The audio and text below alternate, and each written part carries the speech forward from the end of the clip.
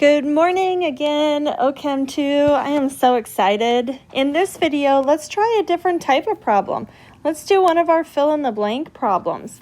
Let's see if we can recognize what kind of chemistry we've got going on here and go one step backwards. It's really helpful for synthesis. I love fill-in-the-blank questions. I almost always have one on the exam, and that just really gets you in your groove for going one step backwards. I love it. So remember from our last video, synthesis, I love numbering, especially in this unit. It's going to help us piece together what kind of reactions we're looking at. In this case, right away, look at that 1, 2, 3. What does that tell us? That screams some version of our aldol reaction. And from our last video, this is a nitrogen. This one is an alcohol. So this is awesome because this is just our standard straight up aldol. In fact, when we look at our reaction conditions and we see base, this is a directed aldol. So then our job is to figure out in our directed aldol what our starting materials are. What's the order? Let's see if we can recognize everything. I love the aldol backwards because we already know exactly what bond is making and breaking, and that is between 2 and 3. Always. That's what your aldol does. So that's the bond that you break. And then holy crap, look at this part right there, number 3. That is that.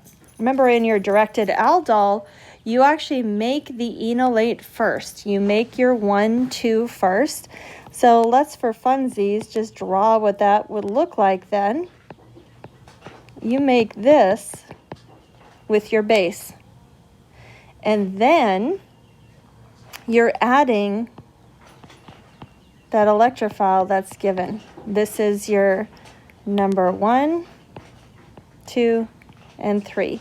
Now, I kind of see a mistake in this question. Does anybody picture that yet? Look at that base I'm using. Is that the right base to make this enolate? In fact, it isn't. So you could totally, oh, this is a sparkle pen. You could totally correct me on that. What would be the better base to use for that? LDA. Okay. All right, awesome. So then what does that really look like? That means your starting material is that ketone. And here's your 1, 2, 3. Okay, perfect. I love it. All right, what about this next one? This is actually a reaction we haven't done yet. What you're doing is adding something to this carbon. That is a conjugate addition. For us, every practice test will be a little bit different. For us, 1,4 additions are in our next unit. They are coming, in fact, later this week. They're one of my favorites. They make our aldol even more useful. So that is on our next test. Okay. So let's scroll down a little bit. Oh, this one looks promising. This looks fun. All right, now we're going forward. We have a ketone and a secondary amine.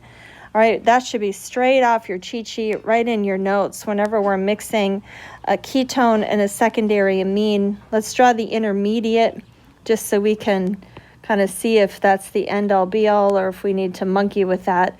We're going to form the imine. Now, in this case, why did I draw the intermediate? Because you would get to this iminium ion if you draw that mechanism. Can we leave it like that? No, in fact, this is going to form the enamine.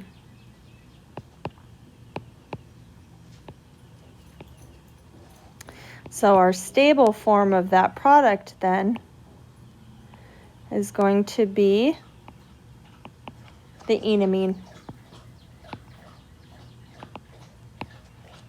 Okay, and then let's take a look at this bottom one. Ooh, how fun. We are going from a ketone to a double bond. There is only one reaction that does that, and it is my favorite to say. That is our favorite German reaction with phosphorus. That is our Wittig. So you want that on your cheat sheet for sure. That is on this test. And how do we do that? Remember our shortcut in class, we cut right here and we cut right there. And so what would our actual Wittig look like then? Well, let's count our carbons. We've got a 3-carbon unit there. So how do you make the Wittig happen, though? It's one thing to recognize the Wittig, it's another to write out those reaction conditions. So Wittig always starts with an alkyl halide. Why did I choose number 2? That's where we're forming our bond. And then you treat it with triphenyl phosphorus, and then in Bewley. Remember, you have to make that ylid. You have to make the Wittig ylid that would end up looking like